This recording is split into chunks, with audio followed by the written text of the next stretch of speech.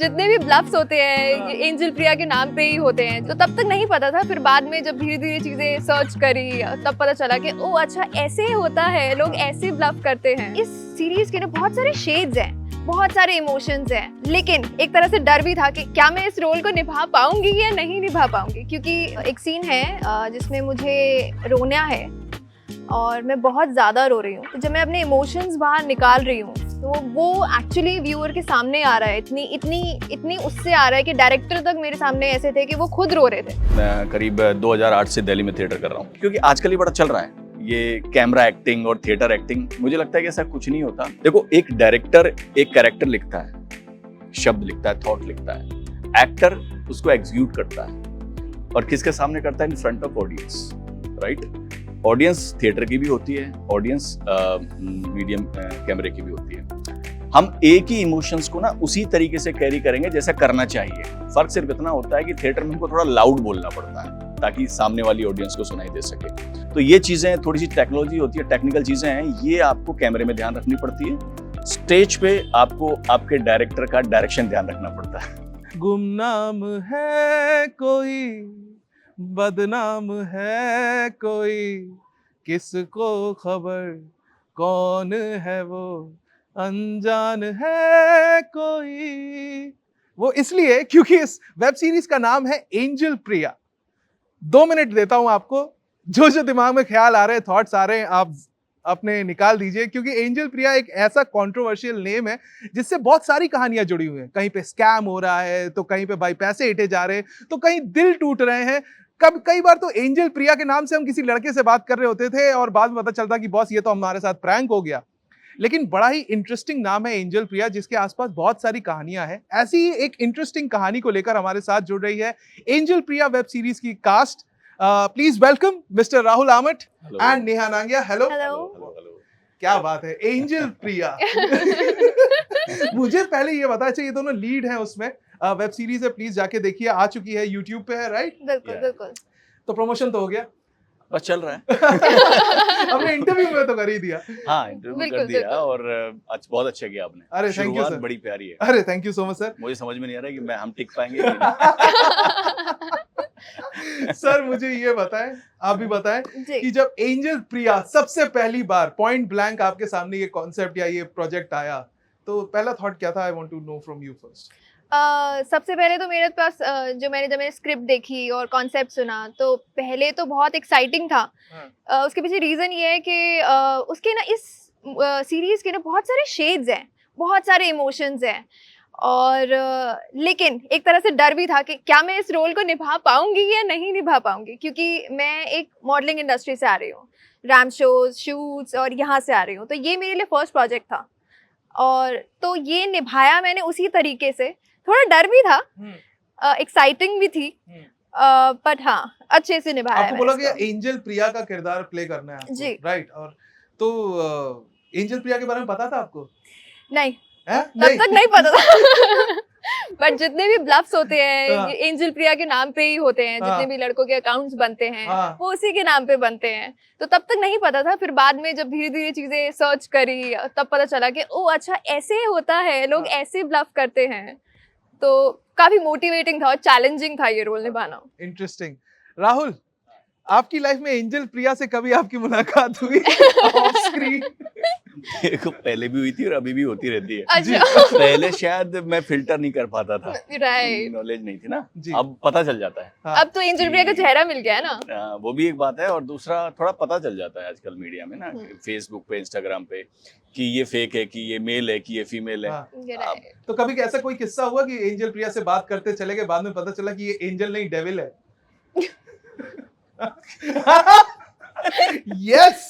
तो शुरुआती कॉलेज के दिनों हाँ, में, क्या है starting में। किस्सा, क्या है? कुछ नहीं, वो देखो, डिटेलिंग तो यहाँ बोलूंगा नहीं। बोल सकते हैं। लेकिन थोड़ा बहुत बता सकता हूँ। एक हम लोग, मैं क्या है कि मैं आपको बता दूं, मैं करीब 2008 से दिल्ली में थिएटर कर रहा हूँ और कंटिन्यू थिएटर ही कर रहा हूँ। तो थिएटर करते करते जब हमारे शोज होते हैं, जब हम कहीं जाते हैं तो ऑडियंस भी होती है। तो जब भी कोई शो होता है, जैसे किसी कहीं पर मंडी हाउस में कहीं पर हुआ, तो उसके जस्ट बाद ना बड़ी रिक्वेस्ट आने लगती है। अब वो पता नहीं होता किसकी क्या है, कई बार फोटो नहीं होता, फूल होता है, सुंदर सी गुड़िया होती है और कभी कभार सुंदर सी लड़की होती है, तो वो समझ में नहीं आता कौन, हम तो सब एक्सेप्ट कर लेते हैं। बातचीत शुरू होती है, बातचीत शुरू होने के बाद में कम्युनिकेशन मतलब बातचीत, हाँ कहाँ आपका वेरी नाइस परफॉर्मेंसेस, मैं आपका थिएटर ज्वाइन करना चाहूँगी, मुझे आप बहुत अच्छे लगे, ये वो सब इस तरीके की बातें होती हैं। बाद में मैं स्टार्टिंग से ही ना थोड़ा सा इंटेलिजेंट टाइप हूँ। अच्छी बात है। मुझे Self-aware पता होना बहुत जरूरी है। मुझे पता चल जाता है कि ये जो शब्द यूज हो रहे हैं ना, ये जो लैंग्वेज यूज हो रही है ना, व्याकरण जो प्रयोग हो रही है, ये लड़की नहीं है। फिर मैं उसके लिए एंजल प्रिया बन जाता हूँ। इंटरेस्टिंग। तो होता है, चलता रहता है ये सब। तो इसे कॉस्मिक कनेक्शन ही कह लीजिए कि आपके पास ही आके एग्जैक्टली, आई है कहानी। सीरियसली बता रहा हूँ मैं। हाँ। सागर जी को मैं बहुत पहले से जानता हूँ, उनके साथ एक शॉर्ट फिल्म की थी मैंने, 372111, अच्छी फिल्म थी, 30 मिनट की है, वो भी चैनल पे है। उन्होंने जब ये स्टोरी मेरे सामने रखी, जब बताया, उनका पहली चॉइस मैं ही था, क्योंकि जब वो राइटिंग कर रहे थे ना, तो वो मुझे कहते थे कि कुछ चीज़ें मैं तुम्हारे थॉट को ध्यान में रखते हुए, तुमको ध्यान में रखते हुए कर रहा हूँ। तो ये तो चैलेंज मुझे नहीं था कि मैं इसको कर नहीं पाऊंगा, क्योंकि थिएटर बैकग्राउंड है, तो रोल कोई भी हो, कैरेक्टर कोई भी हो, कर लूंगा। लेकिन जब जिस तरीके से उन्होंने बोला कि इस एपिसोड के बाद में ये चेंजेस हैं, ये कैरेक्टर में इस तरीके की, मजा आया सुन के। मतलब यार ये है करने का, ये जो यहाँ से स्टार्टिंग हो रही है ना, यहाँ पर मेहनत करनी है, वो मैंने की। और अभी चूंकि एक दिन हुआ है रिलीज हुए, बहुत अच्छे कॉम्प्लीमेंट्स आ रहे हैं लोगों के, और कुछ लोग तो डर गए हैं। हाँ। बच्चे भाग रहे हैं, नहीं देख पा रहे हैं, राइट। तो वो बहुत अच्छा लग रहा था। अच्छा, जब हमने इसका टीजर देखा, ट्रेलर देखा, तो उसमें काफी शेड्स, जैसा कि आपने खुद ही बताया, बहुत सारे शेड्स हैं। एक जो बहुत प्रोमिनेंट शेड है वो ये है कि उसमें, मैं हंस क्यों रहा हूँ सॉरी, बट बहुत खौफनाक है, मतलब थोड़े थोड़े सीन्स में थोड़ा डरावना भी लगता है। आपने तो कुत्ते तक को डरा दिया है। अगर आपने ट्रेलर नहीं देखा है तो देखे भाई, इंसान तो डर ही रहा है, बेचारा एक मासूम सा कुत्ता पंखा देख के वो भी खौफ खा रहा है। तो मुझे ये बताएं, जब ऐसे सीन्स आप शूट कर रहे होते हैं तो कितना सीरियसनेस होता है और कितना इजी या डिफिकल्ट होता है अपने आप को, मतलब एज एन एक्टर उस रोल के लिए तैयार करना? सबसे पहले जब मैंने सीरीज स्टार्ट करी थी, तो उससे पहले मैंने कुछ क्लासेस ली थी, सर के साथ भी ली थी, बाहर भी ली हैं, और उस कैरेक्टर में वापस अपने आप को ढालना पूरे रियल लाइफ में was itself a challenging job. तो पहले तो वो कर रहा था, फिर उसके बाद उस कैरेक्टर में जो हम आए हैं, तो फर्स्ट सीन तो एनीवेज हम लोग बहुत हंसे हैं फर्स्ट शॉट लेकर, लेकिन उसके बाद जब वो निकल कर आया है उस सीरियसनेस के साथ, बहुत ही ब्यूटीफुल तरीके से वो निकल कर आया है वो। तो हाँ, it was a challenging job दो, बट इट वाज नाइस। हाँ, तुम इतना जो मुस्कुरा रहे हो, वो ये सही कौन बोल सी रही हो। बीटीएस स्टोरीज हैं जो छिपा रहे हो? नहीं, ऐसी ऐसी- चीजें, स्टोरीज बाहर नहीं आनी चाहिए राहुल। नहीं, वैसी कोई स्टोरी है भी तो नहीं, नेहा। हाँ, जस्ट टू बी क्लियर। जो है नहीं वो। लेकिन हाँ, इनसे मेरी पहली मुलाकात मुझे आज भी याद है। मेरी एक को एक्टर है गरिमा, उनसे याद है। सागर सर का एक बहुत ही इनिशिएटिव बहुत अच्छा था कि राहुल, मैं अभी राइटिंग प्रोसेस में हूँ, कुछ चीज़ों को लेकर लिख तो बहुत पहले दी थी, पर वो कहता ना कि कुछ चंक्स कुछ रह जाता है, तुम लोग भाई मिलो, क्योंकि तुम थिएटर से हो और ये मॉडलिंग फील्ड से हैं, तो मिलके अपनी वर्कशॉप करो। तो हम लोगों ने मेरे ख्याल से 1 वीक या उससे भी ज़्यादा टाइम की हमने वर्कशॉप करी, और वर्कशॉप के दौरान बहुत सी चीज़ें हमने निकालने की कोशिश की कि इस कैरेक्टर को ऐसे रन करेंगे, ऐसे करेंगे। बहुत मज़ा आया। और कई बार क्या होता है ना कि बादशाह भाई, लिमिटेड रिसोर्सेज में आपको शूट करना होता है। हम तो थिएटर के हैं ही लिमिटेड, और लिमिटेड में काम करने वाले लोग, तो हमको आदत है। तो ये चैलेंज नहीं था हमारे लिए, क्योंकि ये तो हमारे लिए एक तरह से समझ लो कि आदत थी पुरानी। तो उसमें रहकर जो हमने निकाला है, मुझे बड़ा अच्छा लगा है। अच्छा, थिएटर से जब आप वेब सीरीज की ओर शिफ्ट करते हैं, मतलब मैं ये जेन्युइनली जानना चाहता था, एक स्टेज पर एक्टिंग करना और एक कैमरे के लिए एक्टिंग करना। इनफैक्ट जो फिल्म स्कूल में पढ़े हैं या जो फिल्म के स्टूडेंट्स हैं वो इस क्वेश्चन से रिलेट करेंगे।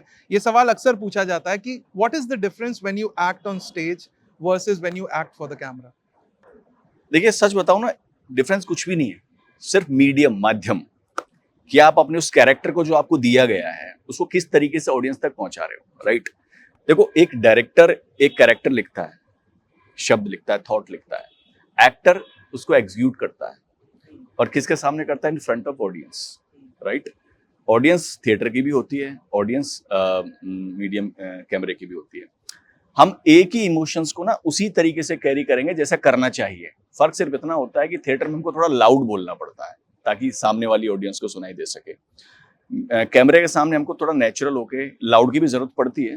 तो मुझे लगता है क्योंकि आजकल ये बड़ा चल रहा है ये कैमरा एक्टिंग और थिएटर एक्टिंग, मुझे लगता है कि ऐसा कुछ नहीं होता। कैमरे से कुछ बच नहीं सकता, थिएटर में ऑडियंस से कई बार बच जाता है। तो कैमरे में तो थोड़ा सहज होके थोड़ा सा मतलब जो कैरेक्टर आपको दिया गया है ना उसको जी के ही काम करना पड़ता है। मतलब आप ऐसा नहीं है कि राहुल कोई और कर रहा है तो अगर थोड़ा सा भी नहीं आपको भूलना पड़ेगा राहुल कौन है। तो जस्ट मुझे लगता है कि मीडियम का फर्क है और थोड़ी टेक्नोलॉजी थोड़ा सा आपको अवेयर रहना पड़ता है क्योंकि कैमरे में आपकी कहाँ एडिट कटेगा, कहाँ कटिंग होगी, कौन सा आपका वो आ रहा है, मास्टर में क्या आ रहा है, तो उसको कंटिन्यू करना क्लोजअप में। तो ये चीज़ें थोड़ी सी टेक्नोलॉजी होती है, टेक्निकल चीज़ें हैं, ये आपको कैमरे में ध्यान रखनी पड़ती है। स्टेज पे आपको आपके डायरेक्टर का डायरेक्शन ध्यान रखना पड़ता है। एब्सोल्युटली। अच्छा, इन्वॉल्वमेंट डायरेक्टर का ज्यादा थिएटर में होता है या फिल्म मेकिंग में होता है? देखो दोनों जगह होता है। दोनों ही जगह होता हाँ, है। दोनों जगह। थिएटर थोड़ा चैलेंजिंग कई बार इसलिए हो जाता है क्योंकि वहाँ गुंजाइश नहीं होती रीटेक की। तो थिएटर जैसे कई सारे शोज ना 2-2 3-3 घंटे के हुए हैं हमारे, तो वहां पर आपने जो कर दिया वो कर दिया, तो वहां पर तो बहुत ही फोकस होके काम करना पड़ता है। कैमरे पे जब काम करते हैं तो कई बार डायरेक्टर हमको सारी चीज बताते हैं, वो पर्टिकुलर होते हैं अपने शॉट को लेकर, तो वहां पर गुंजाइश होती है कि आप कट करके उसको ठीक कर सको। लेकिन दोनों अपने काम के लिए सीरियस होते हैं क्योंकि ये गुंजाइश स्टेज पे नहीं होती, राइट। तो इसलिए वहां पर हमको उस तरीके से काम करना स्टेज पड़ता पे है। तो कोई एडिट सिस्टम एडिट सिस्टम है ही नहीं, यहाँ पर ये गुंजाइश होती है तो हम थोड़ा सा कर लेते हैं कि सर एक बार और देख लो ना, थोड़ा सा रिपीट कर लो, थोड़ा सा। ये वाला टेक और बेटर हो सकता है। एक्टर की भूख मिटती नहीं है भाई कभी। हाँ। मॉनिटर चेक करते हो हाँ हाँ बिल्कुल शॉट देने के बाद? बिल्कुल बिल्कुल। वो डिपेंड करता है, Depend वो करता डायरेक्टर नहीं, अगर नहीं, परमिशन दे। बिल्कुल, exactly, ये मैं बात है। नहीं करता हूँ। और आप करते हो? बिल्कुल। एंड देन अगर डायरेक्टर खुश है आप नहीं हो तो कई बार सर को बोलते थे सर प्लीज एक टेक और प्लीज सर। हुआ था इसमें? हुआ था, एक दो बार हुआ है ऐसा। अच्छा, कोई ऐसा सीन है जिसको करके आप होता है ना कि यार सीन करके निकले, जैसे हम एज अ व्यूअर बताते हैं। Right. अब जैसे आपकी वेब सीरीज देखी तो कोई भी वेब सीरीज होती है जो हमें अच्छी लगती है, इनफैक्ट आपकी भी वेब सीरीज, उसमें अगर कोई ऐसा सीन होगा ना जो हमें छू जाता है तो हम बाहर आके सोचते हैं उसके बारे में। आपके साथ ऐसा कभी होता है कि कोई ऐसा सीन अगर आप हमें बताएं जो करके आप भी थोड़ा सा मतलब मैं I will take a 2 minute break, ऐसा कुछ था? हुआ था। एक सीन है जिसमें मुझे रोना है और मैं बहुत ज़्यादा रो रही हूँ। तो जब मैं अपने इमोशंस बाहर निकाल रही हूँ तो वो एक्चुअली व्यूअर के सामने आ रहा है, इतनी उससे आ रहा है कि डायरेक्टर तक मेरे सामने ऐसे थे कि वो खुद रो रहे थे मुझे देखकर। तो उस सीन को करने के बाद मैं खुद 2 मिनट में ऐसी थी कि सर मुझे थोड़ी सी देर चाहिए अपने लिए टू नॉर्मलाइज माई सेल्फ, क्योंकि मैंने जो सीन दिया है वो बहुत रियल सीन दिया है। मैं एक्चुअल में रोई हूँ, मैंने कोई ग्लिसरीन यूज़ नहीं करी है उसमें। तो that was a good part कि सर ने मुझे इनफैक्ट पूरी टीम ने इनफैक्ट कंसोल किया था उस पॉइंट पे। बट या it was a good scene. But firstly मुझे आपसे पूछना है कि आपने सिर्फ ट्रेलर देखा है पर आपने हमारी सीरीज नहीं देखी अभी तक। हाँ, मैंने अभी तक देखी नहीं, ये सच बात है। इंटरव्यू खत्म करके मैं जाके देखूंगा, आप भी जाके देखे एंजल प्रिया। बिल्कुल। उस वादे के साथ आपका सोचने का वक्त था। तो आप बताएं राहुल। भावनाओं में ना मेरा तो देखो स्विच ऑफ स्विच ऑन होता है, प्रैक्टिस है। मतलब ऐसा नहीं है कि मैं अगर अपने कैरेक्टर में घुस भी गया हूँ ना, अगर किसी थॉट को अपने किसी फैमिली मेंबर को सोच के घुस गया हूँ तो ऐसा नहीं है कि मुझे निकलने में टाइम लगेगा। मैं ऐसे निकलता हूँ और फिर उसके बाद दूसरे में चला जाता हूँ, तो वो कोई प्रॉब्लम नहीं होती। लेकिन हाँ, मुझे उसमें घुसने के लिए थोड़ा सा टाइम चाहिए, उसमें एंटर होने के लिए। जो जॉन होता है जिस तरीके की मुझे दी, तो इसमें कई थे। जैसे इसमें जब आप देखोगे तो जहाँ पर मेरा इसका जब मैं नहा के आता हूँ जो कम्युनिकेशन होता है, तो क्योंकि उसमें मेरे दिमाग में कुछ और चल रहा होता है लेकिन मुझे इसको कुछ और शो करना होता है, तो वो दिखना नहीं चाहिए वरना सस्पेंस सारा रिवील हो जाता है। कि मुझे वो दिखना चाहिए कि मैं अभी भी इसके लिए बहुत ज़्यादा प्यार करता हूँ, बहुत ज़्यादा कंसर्न हूँ, लेकिन वो ये भी दिखना चाहिए कि मैं क्या चाहता हूँ। तो वो एक इस तरीके का थॉट था। दूसरा एक सबसे बड़ा प्रॉब्लम मेरे को ये होता था, जो बताना चाहूँगा, जब हम लेंस यूज़ करते हैं ना, वाइट लेंस, तो दिखना बंद हो जाता है, कुछ नहीं दिखता, एकदम ब्लैंक।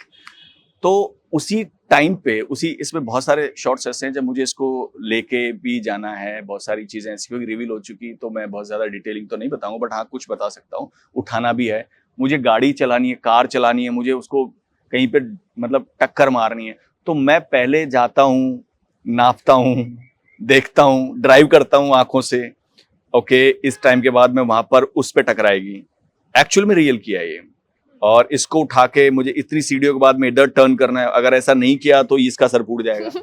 राइट। जो कि एक्चुअल में फूटा है। वो मुझे मेरी कैलकुलेशंस थी। देखो हम्म। मैंने आपको बोला ना लिमिटेड रिसोर्स में काम किया है, हम्म। तो ये यूज करना पड़ता है कि राइट। आपको कहाँ से कहाँ जाना है, और ये सब मुझे पहले थिएटर में ट्रेनिंग हो चुकी थी, और थोड़ा सा अपना सेंस यूज करके वो सारी चीज पहले करते थे, और जब कुछ दिखना बंद हो जाता था उसके बाद वही स्टेप, वही इमोशन, वही सब कुछ करके उस शॉट को कंटिन्यू कंप्लीट करते थे। तो इस कार भी मैंने यूं समझ लो कुछ नहीं दिख रहा था तो वैसे चलाई है, वो शॉट आप देखना उसमें मेरे कुछ नहीं दिख रहा। लेकिन क्लाइमेक्स आप पहले में जाके मेजर करके आए। क्लाइमेक्स जो भी है हाँ। लास्ट का, उसमें मुझे कुछ नहीं दिख रहा पूरे क्लाइमेक्स में, मैं पूरा मतलब डार्क है मेरे सामने वो लेंस से। इंटरेस्टिंग। तो ये बहुत चैलेंजिंग था मेरे लिए, बहुत चैलेंजिंग था। फिर एक शॉट ऐसा था कि सागर सर बड़े पर्टिकुलर अपने शॉट्स के लिए, उनको जो चाहिए वो चाहिए। 23 मंजिल उस पर चढ़ा दिया मुझे, उन्होंने बोला कि राहुल मुझे नीचे से शॉट लेना है, आपको यहाँ चढ़ना है, ये नीचे कुछ नहीं है, यहाँ चढ़ना है। और वो शॉट ऐसे करना था, वहां पर उस वक्त कुछ था ही नहीं, क्योंकि सब कुछ परमिशंस की वजह से वो शॉट करना भी था उस दिन। आप बिलीव करना वो मैंने ऐसे किया कि मतलब मैं समझ में नहीं आया, क्योंकि उनको चाहिए था। उन्होंने बोला कि यार एक काम करो ना, इधर की साइड ना अगर कुछ होता है तो कवर करने के लिए फर्स्ट मंजिल में छज्जा है। समझ रहे हो आप? वाओ, क्या सीरियसली बता रहा हूँ। टेंशन मत ले, फर्स्ट फ्लोर में छज्जा है। सीरियसली बोल रहा हूँ मैं। Okay. मैं और तू कर लेगा, तू कर लेगा, ये छज्जा है। उन्होंने जोर जबरदस्ती नहीं की थी, उन्होंने बोला देख ले तू कर सकता है। तो मैंने कहा नहीं सर मैं करूंगा, मुझे शॉट अच्छा ब्यूटीफुल लग रहा है, पहले नीचे फिर मैं ऊपर से लूंगा। फिर हमारे साथ में कुछ यार दोस्त थे, पंकज वगैरह, सबने बोला एक काम करते हैं राहुल भाई, आपको ना हम बांध देते हैं, कमर बांध देते हैं पीछे से। तो उन्होंने कमर नहीं बांधी मेरी, उन्होंने बेल्ट बांध दी। पीछे से बेल्ट, अगर मेरे वजह से बेल्ट थोड़ी ना वो टूट जाएगी। फिर मैंने ये बोला कि एक काम करो, अगर बेल्ट बांधोगे ना तो हो सकता है कि तुम्हारे, वो कंसर्न थे ना मेरे लिए पॉजिटिवली, वो मेरा बैलेंस खराब हो जाएगा, हवा चलेगी, बैलेंस खराब हो जाएगा। मैंने एक काम करता हूँ तुम हटा दो ये, मैं ऐसे ही खड़ा हूँगा और ऐसे ही मैं शॉट दे दूंगा, डोंट वरी। और उस शॉट में भी मेरे को कुछ दिख नहीं रहा था। तो मेरी जिंदगी का सबसे एडवेंचरस मैंने जो काम किया वो यही किया। अब मैं बता रहा हूँ, क्या पता घर वाले मुझे डांटे हैं या कोई डांटे, अब जाके रिवील कर रहा हूँ ये बात। राहुल के घर वालों देख लो, कतई एडवेंचरस। जोश होता है ना आपको, पहला प्रोजेक्ट मिला इतना बढ़िया जिसमें आप एज ए मेन लीड कर रहे हो, थिएटर के इतने सालों बाद आपको कोई चीज मिली तो आपका मन करता है कि झोंक दो बस उस चीज। बिल्कुल। तो वही किया मैंने, वो पागलपन। ये एक टर्म है जो अक्सर हमें सुनने को मिलता है with actors, called method to madness. एक मेथड होता है जिसके थ्रू आप वो मैडनेस में पहुंचते हो। तो आपने तो बताया, what's your method to madness? Honestly method to madness कुछ नहीं है मेरी लाइफ में। I go with the flow. ये आया ठीक है कर लेते, ऐसे आया कर लेते। मैं किसी चीज़ को ना नहीं करना चाहती, किसी भी चीज़ को, चाहे वो कोई प्रोजेक्ट हो, चाहे वो कोई भी चीज़ हो लाइफ में। सबसे पहला मेरा प्यार ही रैम शोज बनाया है। तो अगर मैं इस वेब सीरीज़ की बात करूँ तो मेथड टू मैडनेस मेरा निकला था जब जैसे इन्होंने बताया कि इन्हें भी लेंसेज पहनाए गए थे, वाइट लेंसेज। तो सेम केस मेरे पे भी था कि मैंने वाइट लेंसेज पहन के, जहाँ मुझे कुछ नहीं दिख रहा था, पिच ब्लैक था, मुझे स्टेप्स चढ़ने थे, मुझे इनके ऊपर स्टोरी तो मैं ऑब्वियसली रिवील नहीं कर सकती, बट बहुत सारी चीज़ें थी जिस चीज़ में मैड होकर ऐसे बढ़ना था आगे। तो सेम यहाँ पे भी है कि इसी तरह से उसी मैडनेस के साथ अपने आप को झोंका है और उसी तरह से आगे बढ़ी हूँ। ओके, तो काफी इंटरेस्टिंग और काफी गंभीर सवालों के दौर के बाद आप बढ़ते हैं थोड़े हंसी ठिठोली की ओर। मुझे ये बताएं कि एंजल प्रिया तो अब आप घोषित हो गई हैं पूरे देश के सामने। बिल्कुल। तो अब आपको कैसा लग रहा है मेरे साथ बैठ के? मुझे बड़ा अच्छा लग रहा है, मैं बड़ा खुश हूँ। थैंकफुली मैं कभी किसी एंजल प्रिया के ट्रैप में आया नहीं। नहीं आए होंगे पक्का, आपको ट्राई किया होगा, आप पकड़ नहीं पाए होंगे। ऑर्कुट जाके चेक करना पड़ेगा। एक आदि काल में एक हाँ, हाँ। सॉफ्टवेयर होता था करेक्ट, ऑर्कुट, राइट। जो ठीक जेन एक्स वाले या जेन वाई वाले जानते होंगे, जेन जी के लिए तो मर चुका है। तो एक आपके लिए तो ज़ॉम्बी है जेन जी वालों। हमारे टाइम पे एक ऑर्कुट पैदा हुआ था फेसबुक के साथ। हाँ, स्क्रैप्स भेजा करते थे। तो उस समय ये Scraps। एंजल प्रिया का दौर बड़ा जोर पे था। ये सर अभी भी है और मुझे लगता नहीं कि खत्म होगा। ये अभी भी चल रहा है, ये अभी भी चल रहा है। ये चल रहा है। तो पहले तो मैं आपसे जानना चाहूंगा, क्या ऐसे दिल टूटे आशिक आपको मैसेज करते हैं कि एंजल प्रिया तुमने हमारा दिल तोड़ा, finally we have found you? जवाब दो एंजल प्रिया। तो रिलीज होने से पहले भी दिल टूटे आशिक भी आते थे, बहुत सारे लोग इंस्टाग्राम्स पे डीएम्स आते थे। और कल के बाद से जेन्युइनली इंस्टाग्राम पूरा फ्लड है कि एंजल प्रिया ऐसे, एंजल प्रिया वैसे, एंजल प्रिया का रियल चेहरा आ गया है। एंजल प्रिया, आप क्या सच में प्यार करती हो किसी से? क्या आप सच्ची में हो, रियल में हो आप? तो हाँ, बहुत सारे दिल टूटे आशिक भी आए हैं। हाँ। तो अब देखते हैं, अभी किसी को टच नहीं किया नहीं है। किया है। ये वो एंजल प्रिया नहीं है गाइस, मतलब गेट रियल। एआई जनरेटेड नहीं है, इंसान है। बिल्कुल। तो इश्क की बात कर रहे थे, डरावने इश्क की बात कर रहे थे। तो फरवरी का महीना चल रहा है, और अगर मार्च में देख रहे हैं इंटरव्यू तो मार्च चल रहा है, और अगर उसके बाद के महीनों में देख रहे हैं तो वही महीना चल रहा है। लेकिन देखिए, इश्क हर महीने चल रहा है। इश्क तो इश्क है। Is always trending, love is always trending, right? Love in the air. हाँ, love is in the air. तो आप दोनों से ही जानना चाहूंगा कि इस डरावने इश्क से बचे कैसे। आज की जेनजी को आप क्या नसीहत देना चाहेंगे? देखो, अगर इश्क है, इश्क ही है, तो डरावना नहीं होगा। अगर इश्क है, और अगर इश्क नहीं है, इश्क जैसा है, तो डरावना नहीं होगा फिर। लेकिन ये पता बाद में चलता है। ये बड़ा महीन सी लेयर है, बड़ा धोखा, बड़ी प्यारी, बड़ी एक छोटी सी परत होती है जो बिल्कुल एक हमशक्ल होते हैं, सब कुछ होता है, एक रिवील होता है, एक परवान चढ़ता है। समझो? तो जो परवान चढ़ता है ना, वो इश्क है। और जो परवान तभी चढ़ता है जब रिवील होता है। लेकिन जो रिवील हो जाए और वो सामने ऐसा आ जाए, वो एक तरह से धोखा होता है। और आजकल मैं जो देख रहा हूँ ना, सच बताऊं मैं, this is it's not about against इश्क। आई लव, मैं प्यार में बिलीव करता हूँ, प्यार का ही आदमी हूँ मैं। लेकिन सच बताऊं ना, प्यार ना बहुत कम लोगों में दिख पा रहा है मुझे। मतलब मैं ऐसा लगता है कि यार ये सेल्फिश टाइप थॉट, ये इस वजह से मेरे पास नहीं है कि इसको मुझसे प्यार है। ये इस वजह से मेरे पास है कि इसको मेरी किसी चीज से प्यार है। वो एक सोल टू सोल कनेक्शन है ना, वो मिसिंग दिखता है सम टाइम। ऐसा नहीं है कि वो नहीं है, वो है, एग्जिस्ट करता है, उसी की वजह से दुनिया चल रही है। लेकिन आज की जो जनरेशन है ना, उसके अंदर मैं बहुत कम वो प्यार देख पा रहा हूँ जिस प्यार में मुझे विश्वास है। एंजल प्रिया टाइप प्यार ज्यादा हो रहा है आजकल। सिर्फ एंजल वाला प्यार चाहिए या प्रिया वाला प्यार? तो बताएं। मैं प्यार में बहुत विश्वास रखती हूँ, गुड। बहुत ज्यादा विश्वास नहीं, रखती हूँ। विश्वास तो हमारा भी है। हाँ, मतलब हाँ, डेफिनेशन, ये पहले डिस्क्लेमर लिखे हाँ, यहाँ पे। डिस्क्लेमर। मैं बहुत प्यार का ही आदमी बोला ना मैंने, हाँ। बिल्कुल। बट वो आजकल जो चल रहा है उसके हाँ, बारे में। ये हम आज के ये दौर की बात कर रहे हैं। जी, आप कह रहे थे। पर आजकल के दौर जो है, आई थिंक वो कन्वीनियंस वाला प्यार है। कन्वीनियंस है तो प्यार है, नहीं है तो कन्वीनियंस नहीं है। But yes, I have seen जो न्यू जनरेशन आ रही है, I think they are going back.